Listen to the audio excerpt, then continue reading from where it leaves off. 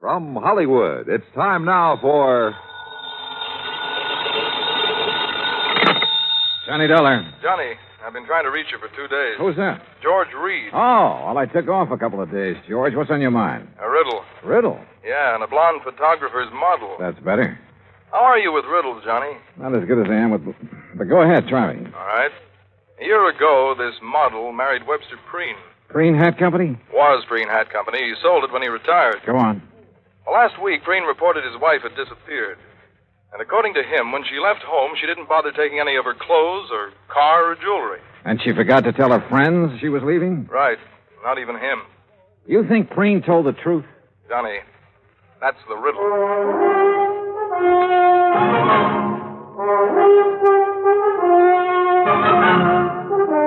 Bob Bailey in the exciting adventures of the man with the action-packed expense account, America's fabulous freelance insurance investigator. Yours truly, Johnny Dollar.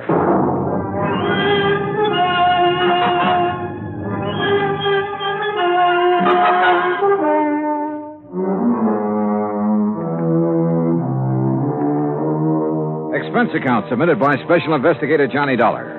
To Floyd's of England, American Branch Office, 443 North 15th Street, Hartford, Connecticut. The following is an account of expenses incurred during my investigation of the Mad Hatter matter. Expense account item 1, 85 cents, cab fare from my apartment to George Reed's office. He was seated behind his desk, his lily white nose buried in a copy of Playmate magazine. He didn't look up until I was halfway across the room. Oh, Johnny, come in. Hiya, George. What you reading? I was just taking a look at Bridget Randall. Or Mrs. Preen, I suppose I should call her. Yeah, let's see. Yeah.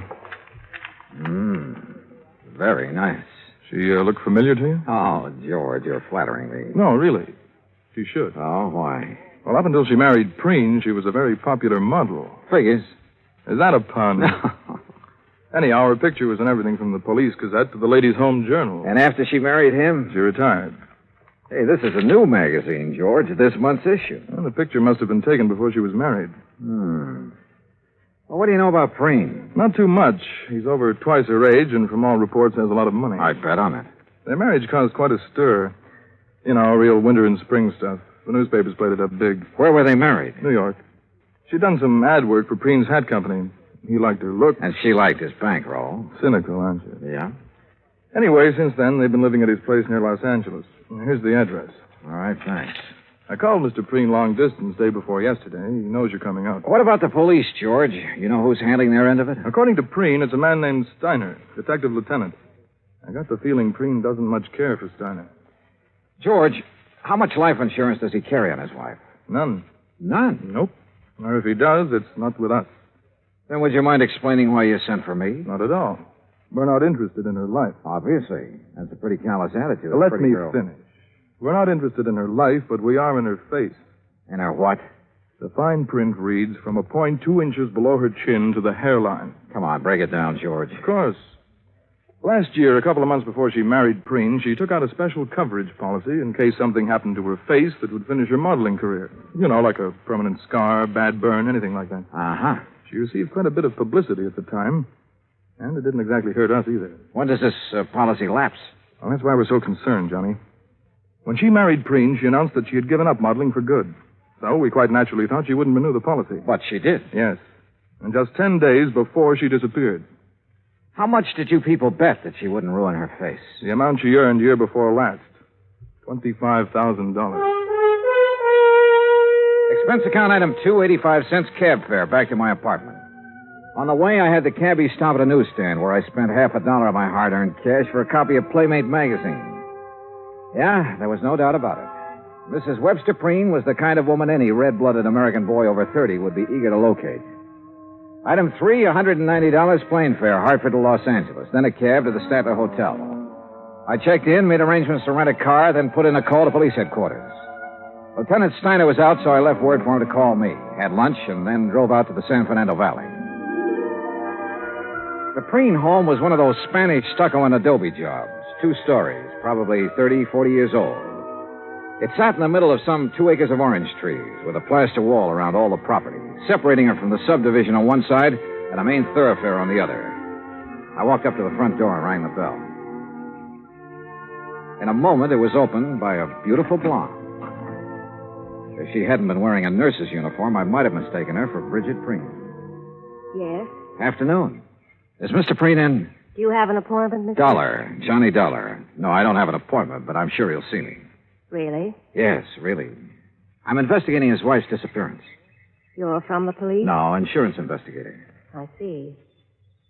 I'm sorry, Mr. Dollar, but Mr. Preen can't possibly see you. You're sure of that, Miss... Richard, and I am sure. Mr. Preen has suffered a severe shock. His doctor left strict orders that he's not to be disturbed unnecessarily. And you feel qualified to say what is necessary and what isn't? I've been with him for nearly 5 years. Well, answer me this, Miss Richards. Do you think Mr. Preen's health would improve if somebody happened to find his wife? What? I mean, they haven't found her, have they? You haven't answered my question. You want my honest opinion, Mr. Dollar? Helen, who is it? Who's out there with you? Excuse me. No one important. It's Johnny Dollar, Mr. Preen. Now, just a minute. Mr. Dollar, come in. Come in. Have him come to the orchid room, Helen. Yes, sir. Well, I hope you enjoy steam baths, Mr. Dollar. Steam bath? What do you mean? Follow me. You'll find out. A pretty girl, in spite of her abrupt manner. And there was a lot going on behind those clear blue eyes. She led me into the house through a couple of large rooms, then up a winding staircase and down the hall to a door at the end of it. Miss Preen's waiting for you in there, Johnny. Thanks. Ouch! Hey, that doorknob's hot as... Oh, very funny. I warned you. Here, like this. Come here, Mr. Dollar. Hurry. I'll see you later, Johnny. Close the door. Close it. I don't want it to cool off in here. Well, you look surprised. Well, I didn't expect to meet you in a hothouse, Mr. Preen. Well, I'm sorry if you're uncomfortable, but orchids must have plenty of heat and moisture. Now, me, I love it. I didn't used to, but since I am at the age where a man is nothing but stick and dried parchment, if you can take off your jacket if you like, Mr. Dollar. Thanks. Do you know anything about orchids? Well, only that they're expensive. Aren't all beautiful things? Sit down, sir. Any place that's clean. We can talk while I do this. You know what I'm doing. I haven't the least idea. What the bees would normally do, that is, if these plants were in their native environment. Pollination? Yes, sir. Would you mind handing me those tweezers? Yes. Thank you. Hey, how many plants do you have here? More than 200, Mr. Dollar. 36 different varieties. Oh, beautiful. Oh, yes. Lovely, delicate creatures. Mr. Dollar, do you think you'd be able to find her? Well, I'm going to try. I'd appreciate it. I have so very few things left these days. Did you notice the orange trees when you drove in? Well, yes. When I bought this house, the land on both sides was nothing but orange groves. Beautiful orange trees. Green, growing things as far as the eye could see. And now it's a housing project. Yes, well, Mr. Preen, I understand you aren't entirely satisfied with the efforts the police are making to find your wife. And you understand correctly. They have done nothing but ask me the same asinine questions over and over again. Have you talked to them? No, sir. I felt that I should see you first, get all the information you have. I will cooperate with you all the way, Mr. Dollar. All right. When exactly did she disappear? Just 10 days ago. She'd come down from our place up at Lake Arrowhead, where she'd spent Saturday and Sunday. Uh-huh. We had planned on going up together that weekend, but I developed a cold. Oh? The evening she returned, I retired earlier than usual, and then when I awoke about 11:30 that night, she wasn't in her room. I called to her, searched the grounds, then waited up. But she never came home. I see. Was anyone else in the building that evening? No. We were alone. Rather, I was. Any sign of a injury to her face, blood, anything like that? Nothing. Do Do you remember if she made any remark earlier? Anything that had given you some indication as to whether she planned to go out? She had no plans. She was tired from the drive home, had already put cream on her face and her hair up in curlers. But, Yes? well, she did say something about wanting to go back to Arrowhead the next day. And you're positive she didn't that night? Mr. Dollar, my wife is a very beautiful woman and an extremely vain woman. She would never leave this house with her hair in such a state. Oh? And even if it were brushed, she wouldn't leave on an overnight trip without taking along a complete wardrobe. All right. What do you think has happened to her? I don't know what to think. If I did, I wouldn't have gone to the police. A few minutes later, I left the lonely old man with his orchids and started toward the stairs. I was about halfway down when I suddenly felt as though I'd forgotten something. Only I was sure I hadn't. Still, something was wrong about this setup. I was trying to figure out what it was when Miss Richards called me. Johnny, Yeah. I'm in here. Better put your jacket on. You'll catch cold. Yeah, well, you better let me worry about that, huh, nurse? Helen, Johnny, I'm sorry I was so rude. But I thought you were just another detective who was going to upset Mr. Preen. Well, what makes you think I didn't? Because he didn't shout at you. Does he usually shout at detectives? He ripped into Lieutenant Steiner yesterday morning. Oh? You know why? Well, the police have a crazy idea that Mrs. Preen's body could be buried somewhere on the grounds or upstairs in the hothouse bed. Well, how do you know that? Well, they've been after him trying to get his permission to dig. If they were really serious about it, they wouldn't need his permission. They'd get a warrant. Johnny, you don't believe Mr. Preen killed his wife, do you? At this moment, I have no reason to. Well, everyone knows what a kind and gentle person he is. What about Mrs. Preen, Helen? Well, I hate her. why? You, care for him? I don't like that. All right, sorry. He's a fine man, a gentleman. There aren't many left. No, I guess not. He called Mrs. Preen extremely vain. Would you go along with that description? It was made for her. Suppose something had happened to her that night. Suppose, well, something that scarred or burned her face. What do you think she'd do? If she lost her beauty, she'd kill herself. Even if she threw away $25,000 by doing it? I know about that policy, but even if it was doubled, she'd still do it. Why? Because she wouldn't have the nerve to face her friends? Friends. Bridget Preen never had any friends. But that isn't what happened to her. What did? I don't know, but I'm sure she's dead. Why? Why, Helen? Johnny, please. Tell me. Now, come on. I know you have a good reason for saying that. Now, let's have it. All right. Come over here. I put them away in this drawer. See? What are they? Caps. What? Plastic dental caps. Actresses, models wear them over their teeth to give a perfect appearance. Bridget wouldn't leave a bedroom without them. Where did you get them? I found them on the floor of the garage 2 days after she disappeared.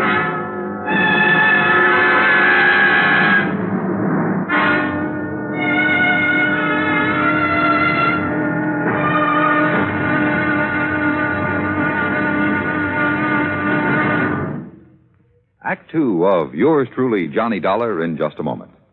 Democracy. What does it mean to the farmer? How can democracy benefit the farmer better than any other form of government? These are easy questions to answer because the facts are there. Only in a democracy can the farmer get the most aid from his government, own his own land, produce, and equipment, and still earn a standard of living that is comparable to workers in the manufacturing industries. That's because the people in a democracy tell their elected representatives they want it that way. Government subsidy, free enterprise, open markets, and the will to work and better himself enables the farmer in a democracy, such as the United States of America, to produce one of the world's finest diets. Scientific agricultural advancement and democratic government are the reasons why this can happen. This is a part of democracy.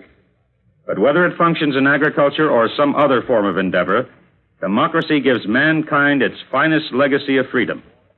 Now, Act two of yours truly, Johnny Dollar, and the Mad Hatter Matter.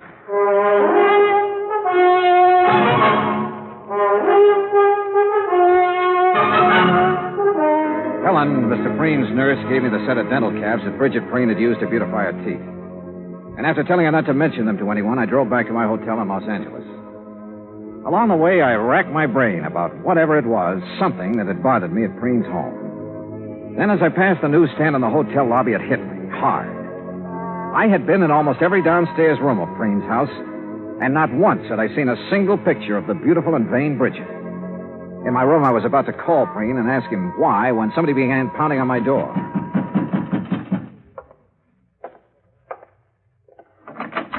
Well, Dollar, we seem to have had a hard time making connections, didn't we? I'm Steiner. Oh, how are you, Lieutenant? Fine, just fine. And I think I've got our little case all sewed up. That's so? Yep. Yeah, you mind if I rest? No, go right ahead. Thank you. See, we've been checking back on Miss Preen's activities for the past few weeks. Uh-huh. Been making quite a few weekend trips, ain't she? I wouldn't know. We figure she found herself a new man, a young man, and took off for parts unknown. What about her clothes? Why didn't she take them? She didn't want to take what old Preen had given her. She's too proud. A little too proud to be true. She had enough things paid for out of her own money to last a good many years. Oh, now, Dollar, you guys let your imagination run away with you. Now, you look at this realistic. Here's a girl in her 20s married to a man who's content to sit home and wait for the golden chariot. And maybe she's content to sit there with him at first, but it ain't normal she should for long. Yeah? You locate anyone who's seen her out with another man? Nope. Tried to. That's the thing that's still stuck in my craw. Well, I don't think you will.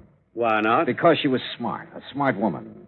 If she had had a boyfriend, and I'm not disagreeing with you on that score, she was very discreet about it.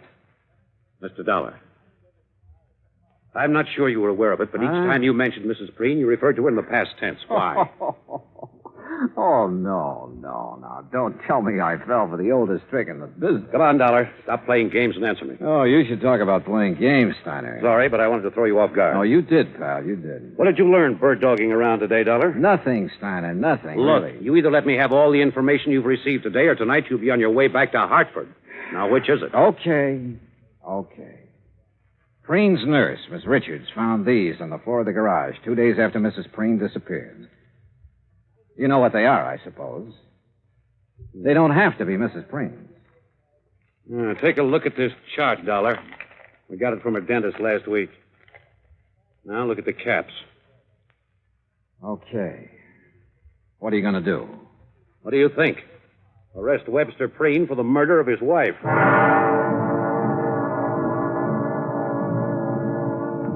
I told Steiner he could never get an indictment. The teeth caps definitely belonged to Bridget, but they were found in her own garage. She could have dropped them any time during that evening she came home from Arrowhead. And I reminded him of Preen's position in the community, his money, how well he was liked, everything. Hoping I could still stall him long enough for me to try something that had been in the back of my mind since I left Hartford. I opened a copy of Playmate magazine to Bridget's picture. Then I placed a long-distance phone call to New York City. We're ready with your call to Mr. Howard, Mr. Dollar. Okay, thank you, operator. Go ahead, please. Hello? Hello, Mr. Howard. This is Johnny Dollar, insurance investigator. Yes, Dollar? A client of ours has her picture in the current issue of your Playmate magazine. Oh, yes. Lovely girls, Mr. Howard, her name is Bridget Preen. Bridget Preen? Or Randall. Bridget Randall. Oh, yes, I know her very well. Well, where is she? We aren't sure yet. Mr. Howard, I've got to know when that picture was made and the address of the photographer who shot it. Have you got that? Yes, you just hold on. Now, I remember now I was surprised to see Bridget after all that talk about retiring. Yeah. Yes, here it is. Photographer's a new one as far as we're concerned. What's his name? Tracy. Russell Tracy. Address? Box 17. Got it? Box 17. Lake Arrowhead, California. What? Lake Arrowhead. You ought to know where that is. Yeah. Yeah, I do. It took me a little less than 2 hours to drive up to Lake Arrowhead. When I reached the village, I stopped in at the post office. Yes, sir. What can I do for you? Well, I'm looking for an old friend of mine. He's got a place up here somewhere. What's his name? Tracy. Russell Tracy. Oh, yeah, sure. Nice little cabin on the lake, about a half a mile down toward the left. You just follow the road. Okay, thanks. The cabin just before you get to Russell's has a big mailbox out in front with the name Preen on it. Got it? Preen? Yeah, I sure have.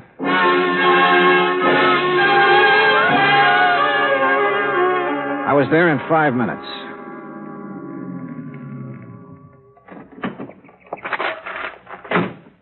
It was small, 2 rooms at the most.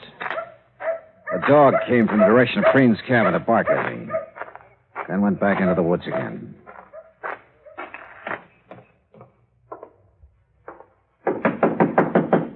Yeah.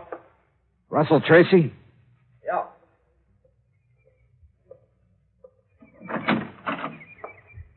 Who are you? Name's Dollar, insurance investigator. May I come in? Yeah, come on in. Thanks. Oh, Mr. Dollar, what's this all about? Bridget Preen. Oh, wait a minute. You wait, I'm friend. not... That's a very good picture of her in Playmate.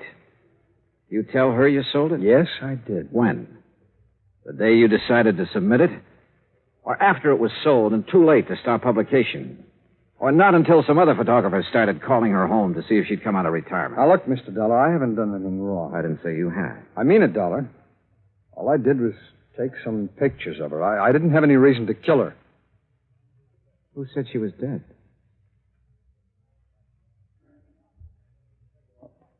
All right, Dollar, sit down. I'll give you the whole story, at least all I know of it. Yeah, go ahead. Bridget liked modeling. She liked it better than anything else, I guess. And when she found out I was a photographer, well, she was over here most of the time. What about the day she disappeared? I'm getting to it. I'd needed some money a few weeks before that. I needed it bad. I had a run-in with the law in Texas a couple of years back. I haven't been able to hold on to a good job since. Go on. Well, I had this one shot of her, and I knew it was right, so I sent it in without her knowing about it. When did she find out? Well, like you said, photographers called her house. Her husband answered one of them. You ever meet her husband? Yeah, a couple of times when he was up here. He knew you were a photographer? He's been trying hard to get back at me for taking that shot of his wife. How do you mean? There's a dry well out in the back, about 20 yards from the fence line. After he killed Bridget. He killed? Yeah. Yeah, because the next morning I was out with my dog and we found her face down in the well. I guess he figured the sheriff would find her before I did and figure I did it. How do I know you didn't? If I had, I wouldn't have dropped her in my own well, would I? Besides, why? All right, she's still there. No, I took her out that same morning, and it's a good thing I did, too. The sheriff and some detectives from L.A. were up here nosing around the next day. Why would Preen want to kill her, Tracy? All right, now, don't ask why, but Bridget was in love with me. Tonight she went back to L.A. She was going to tell him. I guess that, on top of the picture, was just too much for him to take. Dollar, you believe me, don't you? Why didn't you report this to the sheriff? I've got a record, Dollar, and Preen's got more money than he knows what to do with.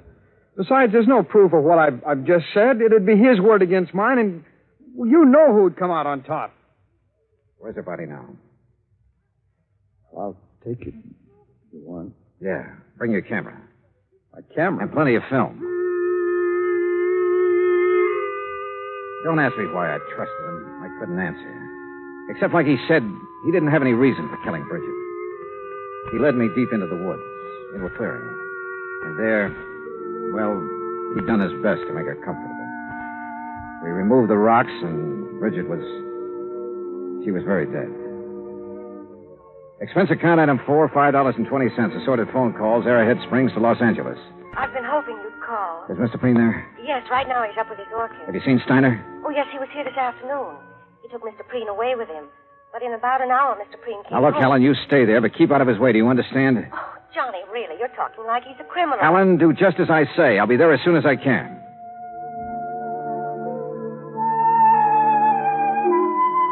After seeing that Russell Tracy was safe in the custody of Steiner, I took the freeway out to the San Fernando Valley. It was a little after 9:30 when I pulled into the Preen driveway.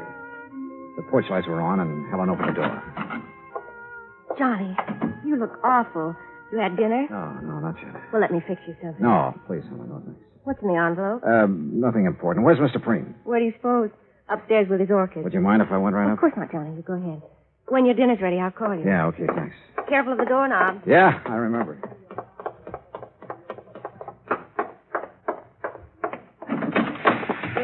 Well, Mr. Dollar, I didn't expect to see you back so soon. Hello, Mr. Preen. Didn't dress for it again, I see. You'd better take off your jacket, Mr. Dollar. Afraid I'm not going to stay long enough to bother. Oh, well, now that's too bad. Beauty such as this isn't often seen, Mr. Dollar. I disagree with you, sir. What? I think I have something here that's every bit as beautiful as any flower in this hothouse. Well, now, you have aroused my sporting instincts, son, and also my curiosity. What have you... Here. Oh, no. Oh, no. She was Please, beautiful, no. wasn't she, Mr. Preen? Here, she's very beautiful. But here, Oh, no. look at this picture. Taken just a couple of hours ago. Yeah, what about this one? What about it, Mr. Preen? What do you think of your handiwork? Proud of what you've done, Mr. Preen? No. No, please. No more, please. Why did you do it? I had to. I had to. She was going to leave me. Like everybody else had done. Everything does. She was going, and I couldn't let her. I just couldn't let her go. The hunch had been right. After he'd killed Bridget, Preen had not been able to face the many photographs of her about the house, or any pictures of Bridget, as we learned. One photograph had caused her death.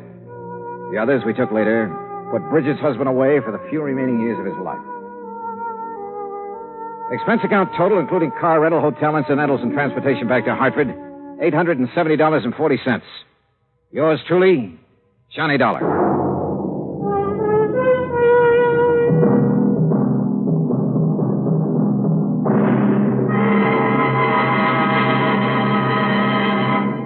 Now here is our star to tell you about next week's story. Next week, a fishing trip that could be very pleasant. Except that one of the fishermen is deaf. Join us, won't you? Yours truly, Johnny Dollar.